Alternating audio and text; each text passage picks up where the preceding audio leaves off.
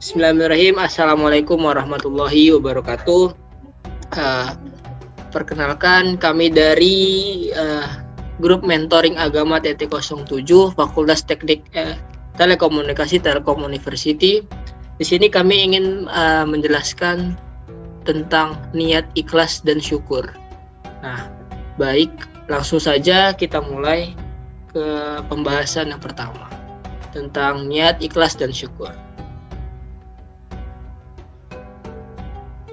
Jadi agenda yang akan dibacakan itu yang pertama ada niat, yang kedua ikhlas, dan yang ketiga syukur.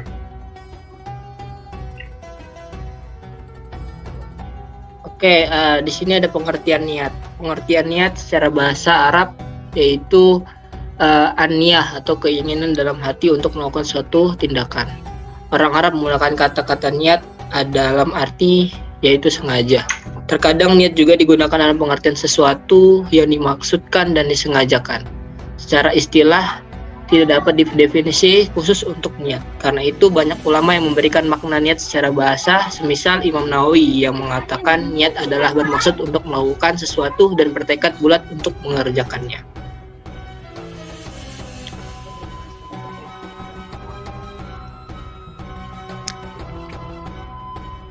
Oke, lanjut fungsi niat. Pertama, membedakan antara suatu ibadah dengan ibadah lainnya atau membedakan antara satu ibadah dengan ibadah lain. Contohnya sholat. Kemudian ada sholat, kan ada 2 rakaat itu banyak. Ada sholat wajib yang tidak sedikit, sholat sunnah yang 2 rakaat. Kita ambil contoh sholat qobliyah subuh dengan sholat subuh. Keduanya berjumlah 2 rakaat, tata cara pun sama. Nah, kemudian di sini untuk niat itu untuk difungsikan untuk kita melakukan sesuatu. Yang kedua, membedakan tujuan seorang dalam beribadah. Jadi apakah seorang beribadah karena mengharap wajah Allah ataukah ia beribadah karena selain Allah, seperti mengharap pujian manusia. Jadi dari fungsi niat yang kedua ini kita dapat menyimpulkan bahwa niat akan mempengaruhi kadar pahala yang diperoleh seorang hamba. Semakin murni keikhlasannya, semakin besar pahala yang akan ia dapat. Walau amalan yang ia lakukan ringan dan semakin kecil kadar keikhlasan seorang hamba, walau amalan yang ia lakukan adalah amalan yang berpahala besar. Namun bila keikhlasan dalam hatinya kecil, maka semakin kecil pula pahala yang ia peroleh. Bismillahirrahmanirrahim. Nawaitu shauma godin an ada'i fardi syahri ramadana hadihi sanati lillahi ta'ala. Yang artinya, saya niat berpuasa esok hari untuk melakukan fardu di bulan Ramadan tahun ini karena Allah Ta'ala.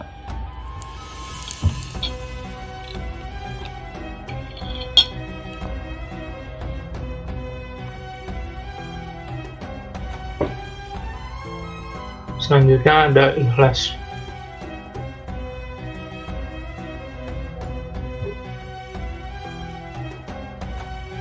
Jadi apa itu ikhlas? Ikhlas adalah memiliki tujuan untuk mendekatkan diri kepada Allah SWT. Al-Harawi mengatakan ikhlas ialah membersihkan amal dari setiap noda. Ada juga yang berpendapat bahwa ikhlas adalah seorang yang tidak mencari perhatian di hati manusia dalam rangka memperbaiki hatinya di hadapan Allah, dan tidak suka seandainya manusia sampai memperhatikan amalnya meskipun hanya seberat biji sesawi.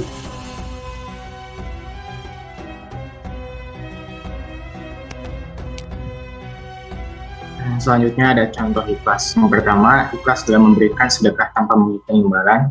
Yang kedua, berbuat baik kapanpun dan dimanapun tanpa bertujuan untuk memamerkan di hadapan orang lain. Yang ketiga, tidak mengutip kebaikan yang pernah kita lakukan kepada orang lain. Yang keempat, tidak melakukan suatu kebaikan atau memberi pertolongan dengan tujuan untuk mendapat pujian orang lain. Yang kelima, ikhlas dalam beribadah semata-mata hanya karena ingin menghadap ridho Allah Subhanahu wa Ta'ala.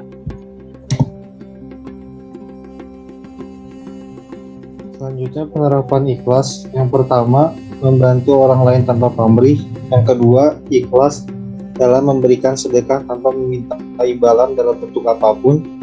Lalu yang ketiga, berbuat baik kapanpun dan dimanapun tanpa bermaksud ria. Keempat, tidak mengungkit kebaikan yang pernah kita lakukan kepada orang lain. Lalu yang kelima, ikhlas dalam beribadah semata-mata hanya karena ingin mengharapkan ridho Allah Subhanahu wa Ta'ala.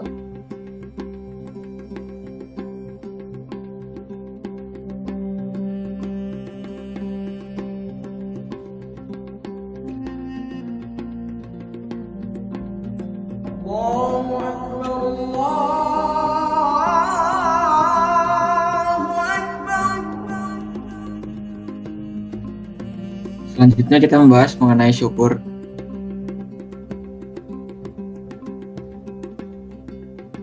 Sini apa itu syukur? Kita membahas mengenai menurut bahasa dan menurut istilah. Menurut Kamus Arab Indonesia, kata syukur diambil dari kata syakara, syukuran, wa syukran dan wa syukran, yang berarti berterima kasih kepadanya. Atau dengan kata lain mengingat akan segala nikmatnya, baik diekspresikan dengan lisan, dimatapkan dengan hati, maupun dilaksanakan melalui perbuatan. Dan bila disebut asyukru artinya berterima kasih, dan jika disebut asyakir artinya banyak berterima kasih.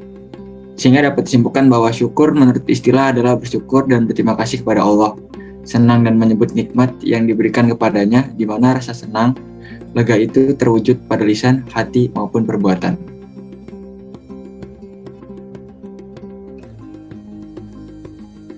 Selanjutnya contoh syukur. Yang pertama, melaksanakan ibadah sesuai dengan agama yang dianut. Yang kedua, menjaga kesehatan jasmani dan rohani. Yang ketiga, mengembangkan minat dan bakat untuk masa depan. Yang keempat, memanfaatkan potensi untuk membantu sesama. Selanjutnya, penerapan syukur.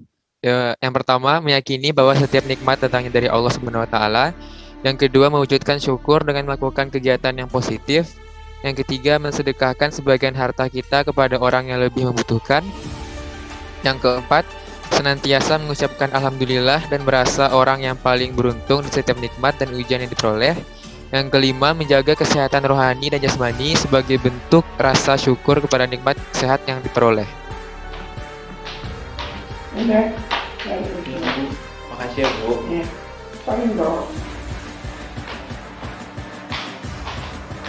Alhamdulillah ya Allah. Syukur diberikan rezeki darimu.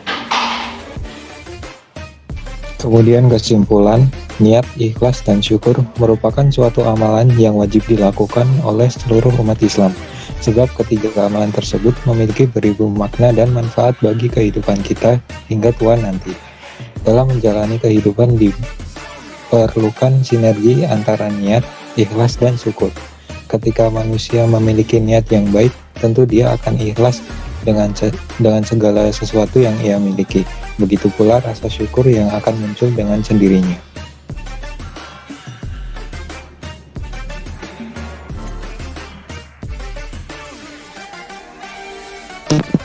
Testimoni dan harapan.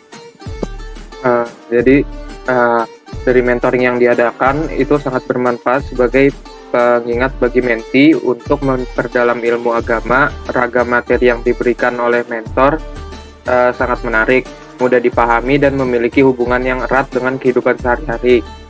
Mentoring yang dilaksanakan secara daring tentunya tidak semaksimal secara onsite.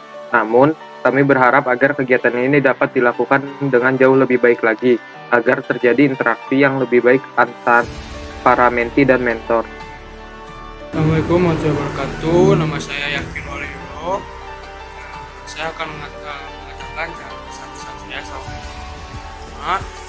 dalam menjaga agama ini. Saya banyak mendapatkan ilmu ibadah tentang hal-hal yang lainnya. Terus saya juga jadi semakin sering membaca Quran, sering beribadah sholat. Enak bisa saling bertukar pikiran bersama teman kelas, atau mentoring. Sekian dari pesan-pesan saya. Assalamualaikum warahmatullahi wabarakatuh. Halo semuanya, kenalin nama saya Wisma Nopiansyah. Kesan saya selama mengikuti mentoring ini, saya merasa ilmu agama saya, alhamdulillah, yang asalnya nggak tahu menjadi tahu. Ini berkat sang mentor kami, yaitu Abang Kevin. Halo Bang Kevin. Beliau menyampaikan materinya dengan sangat mengasihkan, menarik, dan juga komunikatif, sehingga kami para menti dapat menyerapnya dengan baik. Pesan saya untuk abang-abang mentor dan juga para menti, sukses terus, dan juga apa yang sudah kita pelajari dapat diimplementasikan dalam kehidupan sehari-hari. Dan buat tahun depan, semoga mentoring ini bisa lebih baik lagi.